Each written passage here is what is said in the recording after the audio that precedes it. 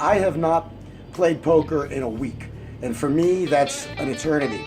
So I'm gonna be, after working out, I'm gonna head over to the grocery store, get myself together, and head over to Hollywood Park. We're gonna do the Hollywood Park thing tonight. And hopefully fillet some fish.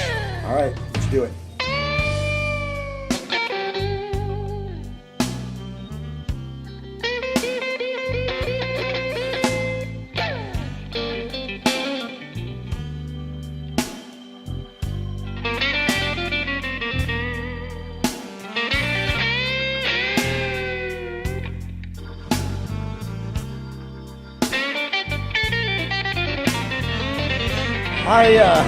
I love the YMCA.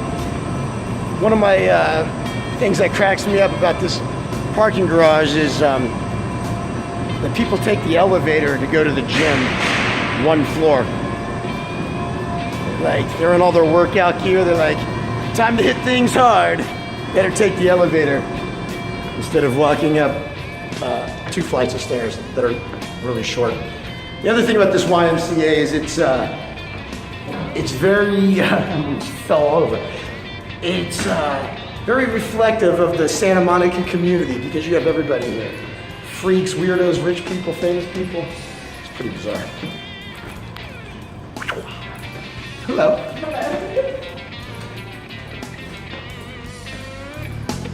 Here we go.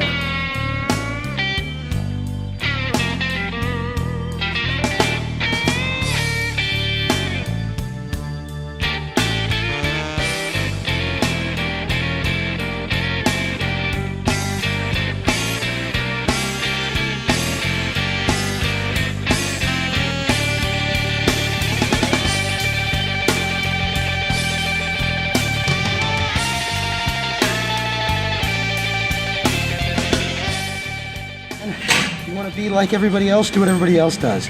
Nobody, when they work out, almost nobody I see writes down their plan, how much weight they're going to use, how much they actually use, whether or not they should go up in weight. I've been working out since I was a kid, man. I still write down everything as I go. So, piece of advice. Sometimes you don't want to follow the herd mentality, man. Do your own thing. Let people look at you weird for taking notes while you work out, and you'll see better results.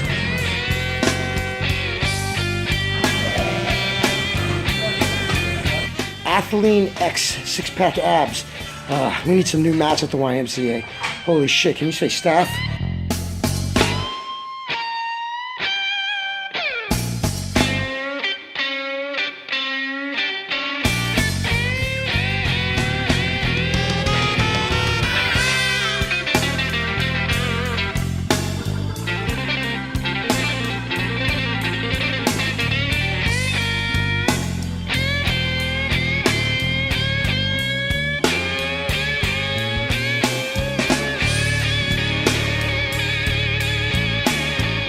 So, I'm all done working out.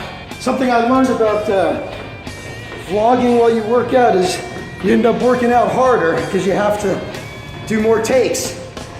I took 51 minutes to work out today. Usually this workout takes me 41 or 42.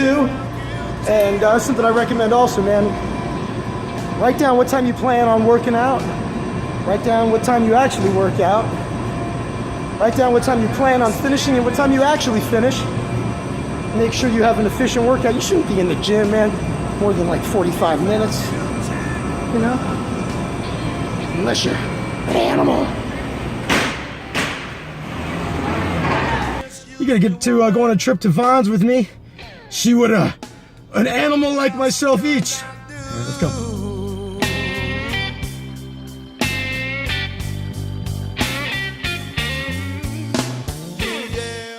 The truth is, I have no appetite. I haven't had an appetite in a few weeks. I don't know what's going on.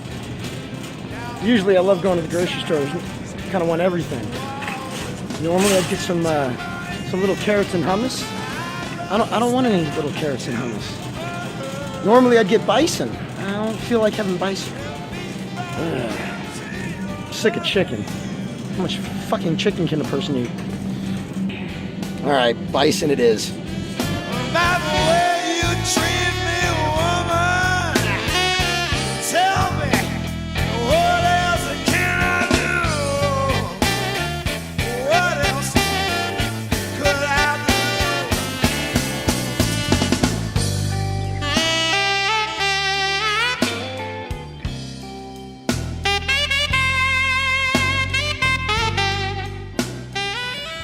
I think we got everything. We got our proteins with we got bison for protein. We got California blend vegetables because hey, we're in California. Got cheap paper towels, 85% cacao, dark chocolate for a snack. Carbs, we got some yogurt for carbs, and we got some snacks in the way of Kind bars and Rockin' Refuel for post-workout energy. So there you have it. Carbs, protein. Now vegetables are carbs technically, but you know what I mean.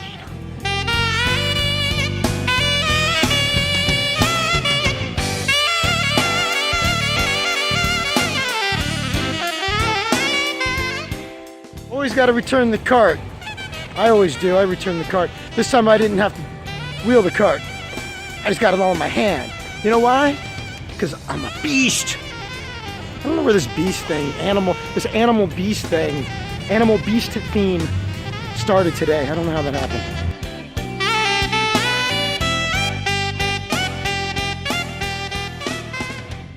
It's time to go, man. I'm heading over to Hollywood Park for some No Limit Hold'em action.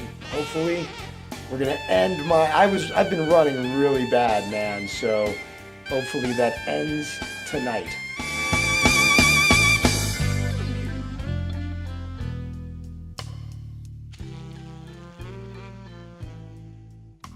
You didn't think my pin code was really 1234, did you?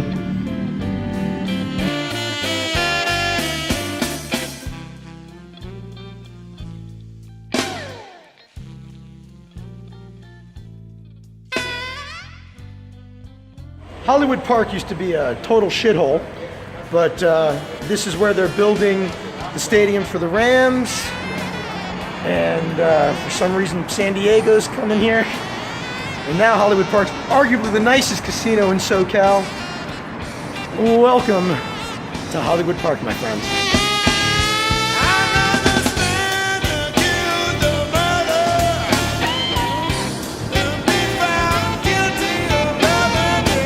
All right, this is the art that sits right in front of Hollywood Park Casino. That's right, it's art, my friends. You can tell because you're not supposed to get close to it. There's this, keeping you away from the art. The funny thing is, it looks like somebody already vandalized it. But no, that's the way it's supposed to look. It's art, and if you don't appreciate it, then you don't appreciate art. You're the problem, my friend, not the artist. Before analyzing these hands, I want to talk about a couple of things. First of all, I want to give a shout out to Andrew Nemi. I've been doing things online since the days of the BBS. Most of you don't even know what that is. And I've done a lot of live casting, and I did vlog type videos before people were calling them vlogs. However, Andrew Nemi really inspired me to finally get out there and try to do a higher quality vlog, even though I'm doing it on super limited equipment. I mean, all I have is basically my cell phone camera. The other thing is, because of Andrew Nemi, I learned about Casey Neistat, and I know I'm the last person in the world to know about Casey Neistat, but it got me interested in this whole world of making these little mini films, and it's been a really cool way to express myself. And as I'm learning Premiere and After Effects more, it's making it easier to be creative because I'm getting a little bit faster, and I'm just learning more stuff. So the production value is getting a little bit better each time, I think. So that's the first thing. Shout out to Andrew Nemi and Casey Neistat for all the inspiration. The second thing is, this is the first time I ever tried to record my hands like this. And I have to be honest, it affected my poker play a bit. There's not a lot of real interesting hands on here. You know, this was my first time ever doing this type of a vlog where I'm recording my whole cards and then going back to give analysis and all of that. So this is my first shot at it. I'm sure I'll get better at it. I already learned some things from doing it. So without further ado, let's get into the hands. The first hand we're going to talk about is a fun one. I get dealt pocket aces in early position. I make it $25 to go, which is a pretty standard opening raise in this 5-5 game at Hollywood Park. I end up getting called in two places. So we go to the flop three-handed basically $75 in the pot. Then the flop comes down 6 of diamonds, 2 of diamonds, 8 of hearts. I go ahead and make it $50 here. And the reason I choose that bet sizing, I go with 2/3 the size of the pot in this case for both my real hands and my bluffs. So it's a way I balance my play. You know, there's a lot of draws out there with the coordinated board. You've got, you know, the 2, 6, 8, and we've got 2 diamonds out there. Not a lot of 2 pair hands, obviously, unless somebody be playing 6, 8, which is totally possible in this game. But more likely, you're looking at people with flush draws and maybe some kind of inside straight draw or something like that. Anyway, I make it 50 to go, which is also what I would do if I had something like ace king of diamonds here and I was on a flush, you know, the nut flush draw. You know, to balance my play, I'd make it $50 there, both with my, you know, for my value hands and my semi bluffs.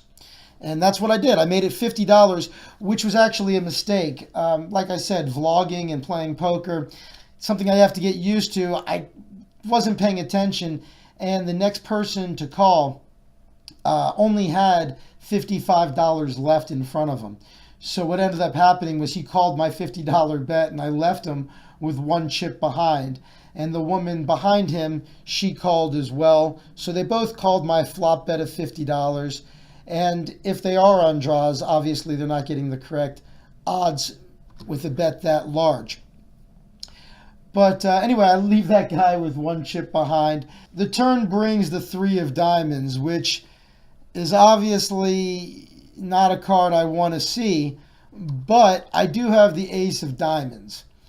And if it happens, if 1 more diamond comes out, well, you know, it's 4 diamonds on the board. I'd have the nut flush. So I do have outs if somebody already made the flush, but I'm not really thrilled to see the 3 of diamonds. Somebody with 4 or 5 right now has a straight. Somebody with, you know, obviously a diamond draw, which is obviously a likely holding, just made their flush. So I'm not thrilled to see that card. The question is, do I check or do I bet? You know, I don't want to instantly be scared of the flush getting there. If I bet and I get raised, I'm going to have to fold. If I check and one of them puts in a very small bet, I might be able to go ahead and call and see if I get another diamond there on the river and back my way into the nut flush. I opted to check. I checked and it gets checked around, to my surprise. Nobody bets. And that's good. I'm figuring nobody's got the flush. And if they do, well, I'm going to hear about it on the river. River brings an ace, which gives me a set of aces. Doesn't really matter, though. If I was ahead with my pocket aces before, I was ahead with them anyway. I went ahead and bet $125 on the river. And, you know, I'm basically going for pure value there, assuming, again, if that one dude only has 1 chip left, he's got $5. And if she pushes all in, I guess I'm no good there. I'm going to have to fold.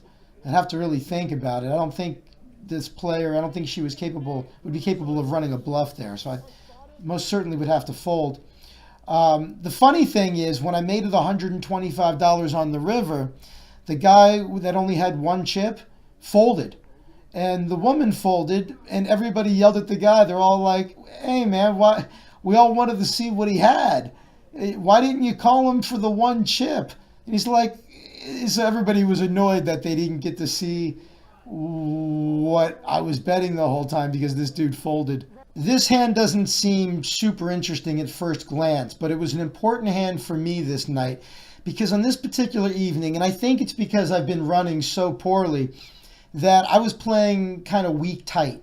I kept playing these big Broadway cards, Queen King, 10 Jack suited, Jack Queen, and flopping second pair and check folding a lot. And I just thought it was really weak, tight kind of behavior. So this hand just represented me finally taking a stand. I'm dealt the Jack of Diamonds, Queen of Hearts on the button. I make it 25 to go. Only the big blind calls. The flop comes down all hearts. King of Hearts, Four of Hearts, Jack of Hearts. So again, I've flopped second pair, but I also, one more heart, I've got Queen High flush draw, which is pretty cool. Or I should say King High flush draw. Unless somebody has the ace, I've got the nuts. And I decided this was the time to take a stand. So when the flop came down like that, even though I only had second pair and kind of a weakish flush draw, I decided to go ahead and bet $50 on the flop and got a fold out of it. Small pot, small victory.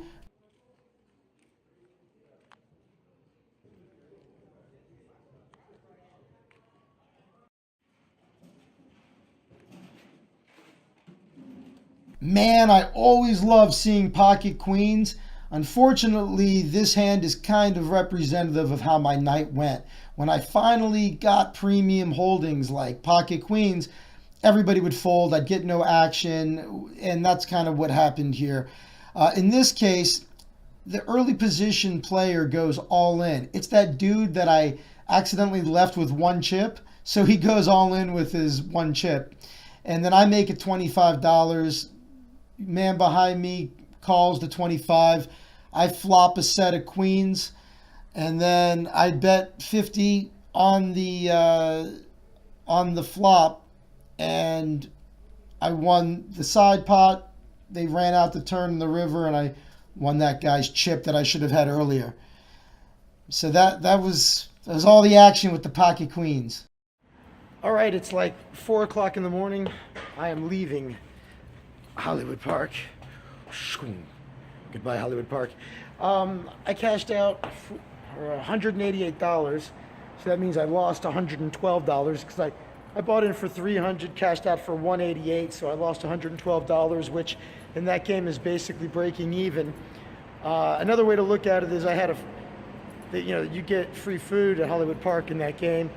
I had salmon, so you could just say I paid $112 for salmon. It's one way to look at it. It was delicious. I enjoyed my salmon. So, no, I just really wanted to post a win. I've been running so bad. I was never up more than $200 in the game. And I would, if I had posted a small win, that just would have been nice because it's been a while since I posted a win. But overall, losing $112 in that game, pretty much breaking even. Time to head home. All right, so I do this thing, man. If I lose a session of poker, I almost always get myself an egg sandwich from the AM PM over here. Although it's only 4:18, I don't know if the egg sandwiches are out yet.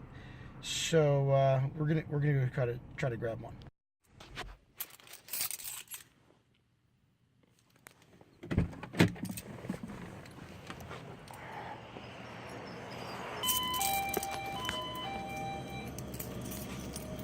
Yes. We've got egg sandwiches. Hey, how are you?